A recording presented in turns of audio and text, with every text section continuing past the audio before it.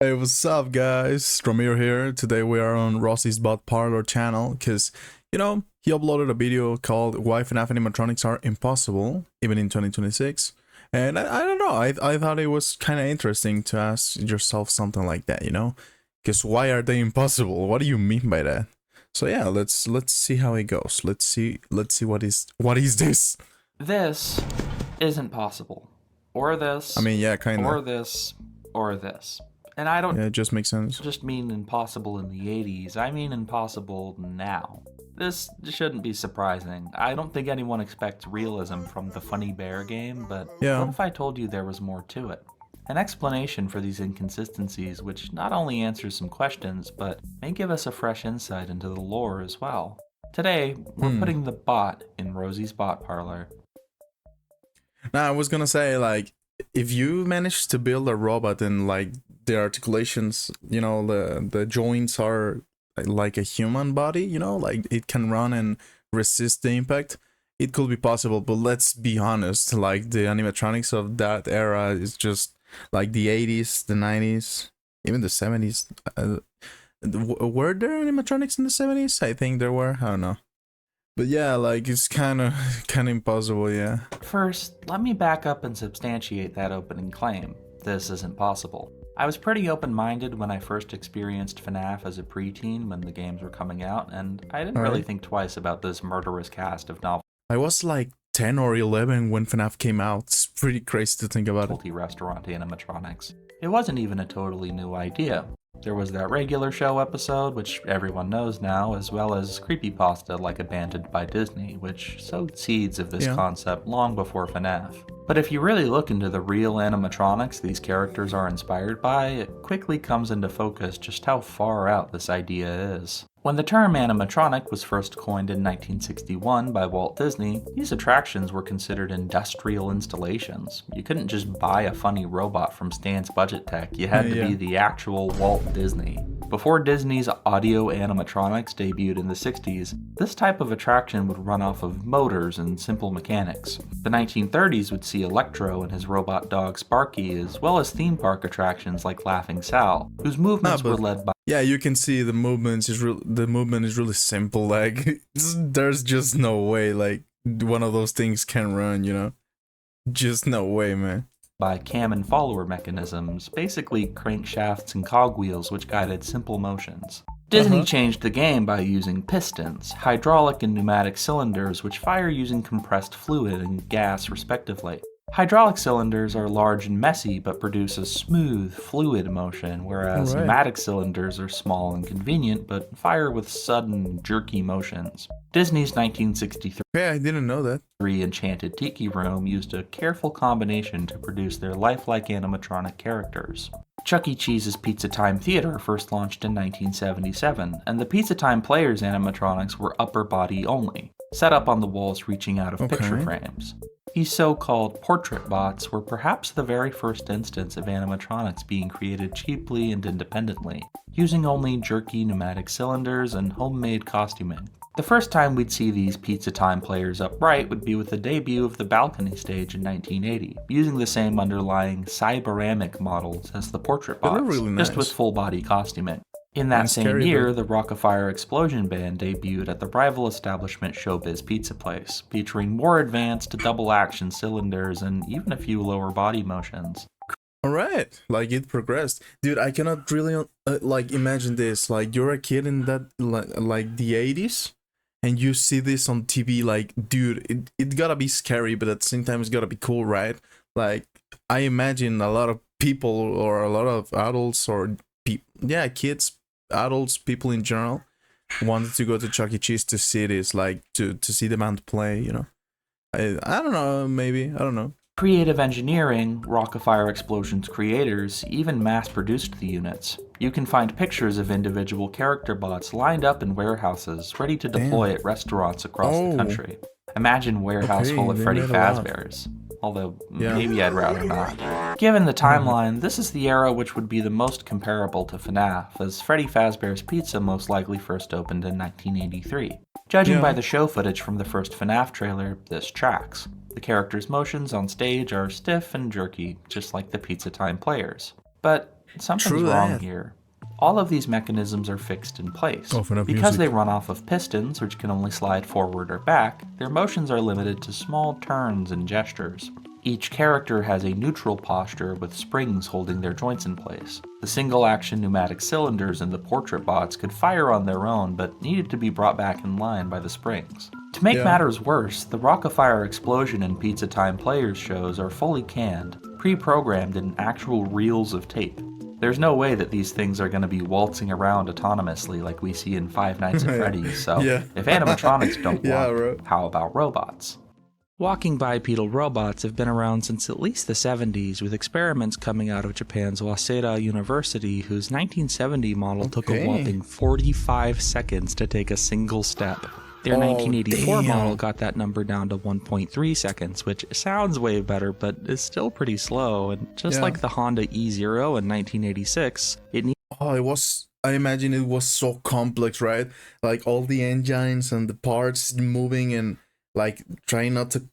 What is the word? Clank each other? No, I don't think that's the word I'm looking for. But you know, like when they get to each other and cannot move anymore, what's the way they jam, right? That's the word. Yeah, I think that's the word. Clank is another thing, I guess. But yeah, like I imagine the whole process is just not for the pieces to not jam to each other, you know? supports to stay upright. Impressive, honestly. Truly independent models started cropping up in 1993 with Honda's P2 model, and later in 2000 with the famous Asimo. But all of these models stand with bent knees, walking with a low-to-the-ground posture, carefully weighted as not to tip over.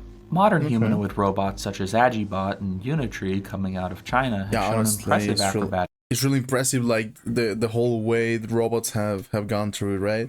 Like skill, being at able that. to self-balance and run independently, but these bots are fully unencumbered and incredibly lightweight. The heaviest Agibot model weighs in at about 150 Ooh. pounds compared to the estimated 300 pounds of a Oh, Chuck E. well, yeah. Cheese animatronic. The costuming sense. and joint coverings on the FNAF animatronics would throw a wrench into things without even mentioning their size. Given that they're large enough for an adult to fit inside, they would tower over any of these bipedal models, making balance a less than simple task. Even if we assume the best possible circumstances, Foxy's Olympic running speed of 27 miles per hour is still unsurpassed by the fastest modern full-body runner bot, Bolt. Even with supports holding it up, Bolt can only run 22 miles per hour. In the 80s, at the very Damn. best, assuming the floor of the pizzeria is completely flat, the animatronics could maybe walk, but it would take them a full minute to walk 50 feet before tipping over at the first brush with an overexcited child. Not exactly David. threatening, but Yeah. this hasn't stopped us from trying to bring these characters to life. There have been official and unofficial goes at making real-world FNAF animatronics, most notably with the officially licensed Universal Studios Halloween Horror Nights promoting the FNAF movies. While I can't be certain what kind of tech they're working with, these bots are about on par with the full-body Chuck E. Cheese show stages which we've been seeing since 1987. Static lower bodies and canned, linear motions. The only difference is that these days we've ditched basic pressurized. Dude, I think it's the first time in my life. I'm sorry, I'm too late to say this because there was another part of the video like a few minutes ago.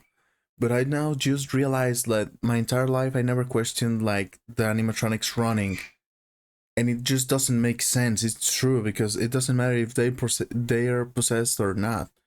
Like the simple, the simple fact of okay, the complications of the body, it's really complex. I get it. But the balance, like, how can a spirit know about balance if balance is something the body has, Like, through the ears, through the eyes, maybe, you get the balance from your senses, but that you don't have a body anymore. Where are those senses, It's I don't know. It's just how spooky animatronic science fiction stuff. I'm questioning it a lot, but that's why we're here, right? That's why we're questioning right now. Cylinders and moved to electric. By the way, I gotta say again, sorry if my English is too bad. Still, I'm still practicing. I'm still I kind of know, but I use a lot of repeated phrases or words, and I'm trying to change that. So yeah, bro. if you're like, oh my god, this dude is so annoying or something like that, man, I apologize. I'm sorry, but you know, I'm trying to do better. Servo motors, which are so cheap that just about anyone could start building these bots. In the 60s, you needed to be Disney. In the 80s, you just needed to be bankrolled by Atari. These days, you just need an Amazon account. Wicked Makers on YouTube retrofits off-the-shelf animatronic Halloween props with 3D printed FNAF costuming, although the often weak metal frames require the coverings to be as light as possible, I've seen typically those videos, made out of pretty cool. foam. DEL Electronics and Mechanics do my favorite FNAF builds, as their bots seem to be entirely original. These bots are mostly typical show stage performers, but they've attempted making walking endo models before, and just like the previous examples, at best, these bots can shuffle forward very slowly, even with strings and supports. Personally, I'm more excited to see the new show bots they're putting out.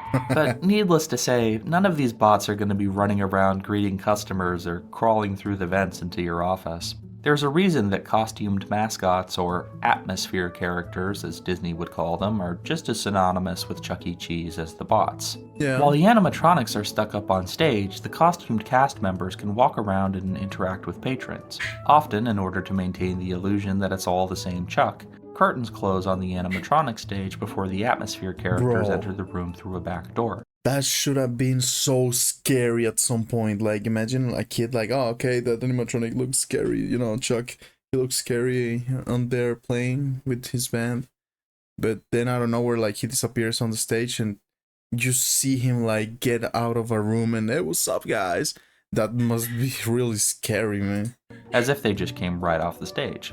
It can fool the kids, but what if you wanted a more convincing solution? Enter the Springlock suits. Springlock suits are not a real thing, and are probably one of the most enduring pieces of vocabulary FNAF has added to our cultural lexicon. We're strangely captivated by these weird death traps, and I'm surprised when I see homemade Springlock suits get more traction on YouTube than original FNAF showbots. But the function is clear. If you can put someone inside an animatronic to manually pilot it, the transition between automated stage performer and manual atmosphere character is far more seamless. The necessity of this solution implies that FNAF animatronics couldn't always roam freely as they do later on, so what gives? How did this practical problem just vanish following the discontinuation of Springlock suits? Well, this brings us to the theory portion of our video. William Afton's engineering prowess is undoubtedly impressive, but it may be less impressive than we can. I want to say, well, like, it doesn't quite make sense, like, how William thought, you know, like, oh yeah, I remember. I was about to say, like, why use the same suit as, like, why use the animatronic as a suit, you know, like, why use spring locks, why use the same suit? But I think it was like due to financial problems, right? Like economic problems or money stuff. I don't think that was it, because William opened a lot of places. He could easily buy like two similar suits, you know, one that seems like the animatronic and another one that is just a suit. But I don't know, man. What am I gonna know? I don't know nothing about this. Gave him credit for. No. If the technical abilities of these bots are impossible, even in 2026, maybe there's a more fantastical explanation. This is haunted technology. And it starts the same way every FNAF theory starts: phone guy. These audio transcripts are practically the FNAF theorist's Bible by now. We've been scraping the same few pages of dialogue for almost 12 years, so this go around, we're just gonna see what we can learn about the animatronics themselves. In FNAF 1, estimated to take place in 1993, Phone Guy explains that they enter a free roaming mode at night, and that it's something to do with... And don't forget about this, like, if just to begin with, like, the animatronics cannot move quickly and stuff, and cannot run, like, physically impossible. From night 4 or from night 5 to the 7th, or like 2020 mode, they move so quickly. They're just like sonic speed, you know. That's like more impossible even. Their servos locking up if they go unused for too long. Not only is this explanation total BS, but as we've covered, the real-world animatronics of this era use cylinders, not servos. Servos are cost-effective now, but not so much in the 80s. They were sometimes used for practical effects in movies, and there are a couple instances of servo motor-based restaurant animatronics as early as 1982, so it's not out of the question. But historically speaking, it is odd that FNAF animatronics use servos. Maybe this was an oversight, but the lore is the lore. Phone Guy also tells us that the characters wander during the day until the bite of 87, which we can add to our mental timeline. He says the animatronics will try to stuff you in an animatronic suit as though you were an endoskeleton, which is also something I don't think any existing robot would have the motor control to do. Yeah, except that makes a lot of sense. I never thought of that either. Like, okay, an animatronic gets you. It's heavy. Alright, I get it. It's heavy.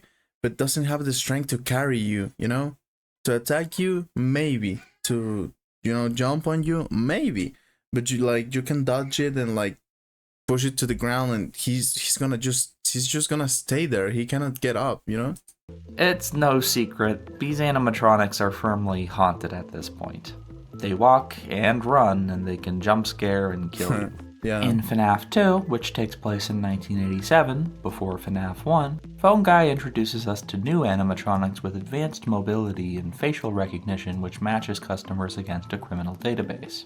This kind of facial recognition technology was still in its infancy in the 90s, let alone the 80s. Police didn't start using this kind of technology until 1999, so this is off by at least a decade. Yeah. Phone Guy also mentions that they even let the animatronics walk around during the day.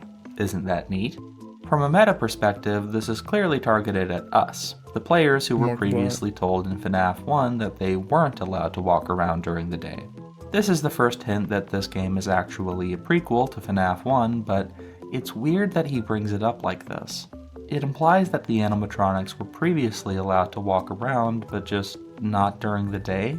Why? Yeah. Isn't that the one time you'd want them to? The bite of 87 hasn't happened yet, so this is an odd thing to say. Phone Guy also tells us that the animatronics interact with kids just fine, but stare at adults. Important because not only is that weird, but it tells us that these animatronics don't just walk around, they interact with kids.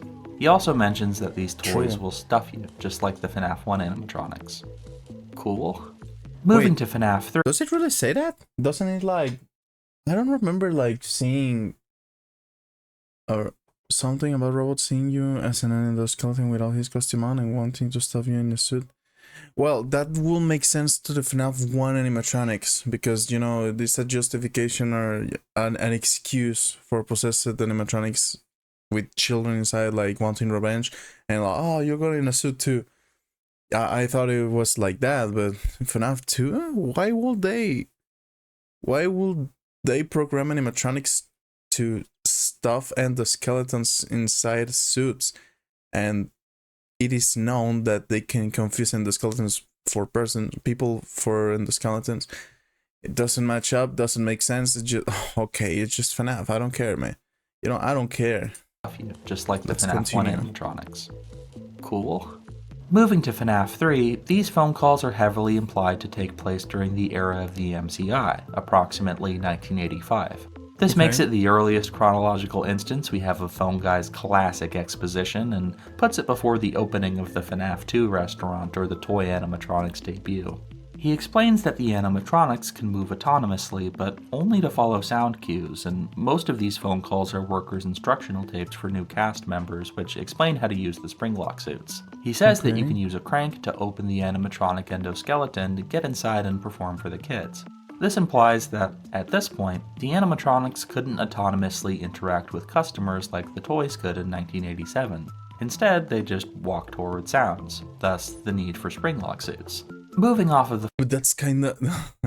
I don't know what's more eerie or more weird. Animatronics that can detect your face or children around the room, or animatronics that can detect where the sound is and go there, It's kinda weird.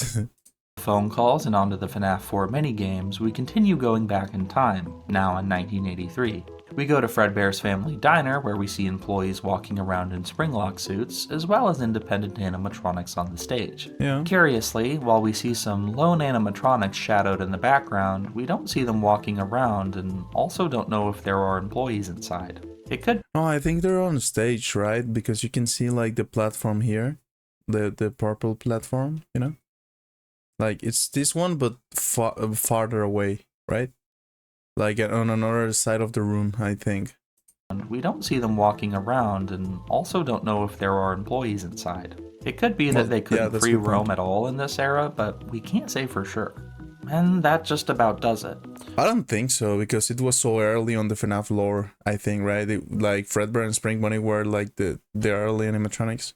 I don't think they had the technology to roam around. I think, I don't know. You know, wouldn't make sense to give them that technology and then put people inside the suits. You know? To review, in 1983 at Fredbear's Family Diner, Springlock suits and animatronics were both used, although it's unclear if animatronics could free roam. In 1985 at a Freddy Fazbear's Pizza, animatronics could walk towards sound, but needed cast members inside to manually interact with kids. In 1987 at a new and improved Freddy Fazbear's Pizza, the animatronics can walk around, scan for criminals, and interact with kids, but are retired after the incident. And finally, in 1993, at one of the last Freddy Fazbear's Pizza restaurants, the animatronics can sprint through the halls and wander at night, but are no longer allowed to walk during the day. So, looking over everything we've Okay. discussed, what are we left with? Well, starting in 1983, the stage show animatronics we see are totally plausible, and while Springlock suits are a goofy idea, I can't say that it's impossible. It could work. Chronologically, the first clear instance of animatronics walking on their own is 1985, when they're said to walk towards sound cues. Is this just technical genius, or is there another way? Consider haunted technology. It's often speculated that the Okay. bite and subsequent possession of Fredbear by the crying child is what spurred Afton's research into possession. But what signs of haunting Look. I think that makes a little bit of sense, but doesn't at the same time. I'm gonna give my opinion here. Check this out. Like we said before, a body can't be haunted. You know, you can have a robot, you can have a person, you can have something, but if you possess that or a phantom possesses that, like, doesn't mean it automatically gains strength like a super saiyan or something like that, right? So if a children possesses a suit or something, and speaking about Fredbear, one of the earliest animatronics on the lore, like really old technology, right? Well, William could be a genius, yeah, like really advanced to the time, I don't know. But I don't think that will work like that. I just don't see it. That's just my opinion. That's just a game theory. even were there?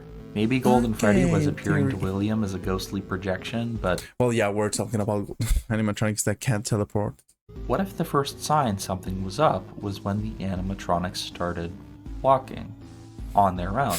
Remember that Okay. possession and haunting go way beyond the animatronics themselves. These locations are themselves haunted. Following the incredible surge of agony when the crying child was bit, his memories and fear began to infect everything. He saw cast members walking around in Springlock suits and believed the animatronics could walk on their own, so suddenly they could. They weren't Okay. sentient, just golems of the child's residual fear, shuffling toward the nearest sign of life. When others noticed this, of course Afton would play it off as a technical achievement, all part of his design. He fabricated blueprints and design specs to explain what was happening. They That's weren't true. allowed to wander during the day, and he gave explanations to staff that they were in a free roaming mode so Yeah, you can think about like Williams' designs and work as something that's like those kind of things that are not public but and secret. Well, no, they're not public. They are secret, and they're so good that he doesn't want nobody to know about the designs or how those things work because they are too advanced. And obviously, he's gonna use them to his mischievous activities, right? that their servos wouldn't lock up, but he knew. And he knew what the next step was. He murdered his business partner's daughter, Charlie, and when it resulted in a successful possession of the puppet, he knew what he was onto.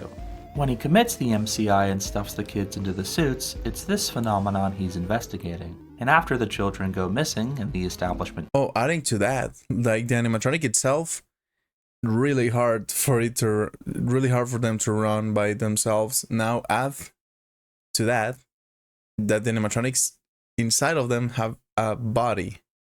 and not a well positioned body to like anatomically correctly work, but just maybe mashed down inside the suits or something like that, you know? Closes, what do we see Like later in adding extra 1987? Animatronics interacting with the kids in the restaurant. Suddenly, they're not just shuffling golems, but have personalities, souls. After the infamous bite, they needed to be hidden away for the sake of easing concerns from parents and law enforcement, but these bots were just as haunted as ever. Afton was showing off his fancy funtime bots to potential investors while hiding the true nature of their functionality. They are not automated, there is no face scanning technology or criminal database, there is no free roam mode, it's all a cover. William's partner, Henry, maybe he knows or maybe he just suspects. Maybe it's not worth disrupting the success and popularity which comes from these technological marvels. But the point is clear. William Afton is a fraud. Some carnival attraction got haunted and started walking around, and so he began LARPing as an innovative tech genius. I want to add to that, like, I believe that, okay, the sister location animatronics are really heavy, but looking at their anatomy, like, okay, they look so worked up that they maybe could work, like, okay, move fast, you know, walk fast, maybe not run, but yeah, but walking fast, yeah, I can see that, right?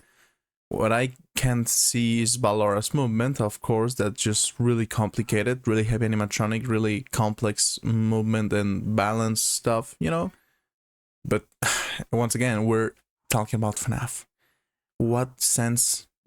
Why am I looking so logically into this? I don't know. Maybe he was a genius, but if so, a very different kind of genius. An engineer and a scientist, but mostly just a murderer. One who would learn how to leverage the fear of his victims into a reproducible substance which could bring just about anything to life. So next time you see Foxy gunning it down the hallway with speed only rivaled by the Usain friggin' Bolt, just remember, it's not the servos, it's the souls. Doesn't make sense. Thanks for watching my video. Doesn't make sense.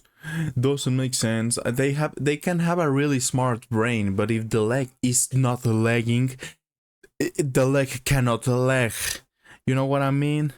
Yo, I hope you liked it. I really like this video. It's really cool, man. Honestly, let's see the ending. If you did, consider leaving a like and subscribing for more FNAF theories. I'm trying to get to 5,000 subscribers before the end of the year. Why are you Let in the me video know what you even? think of this theory in the comments down below.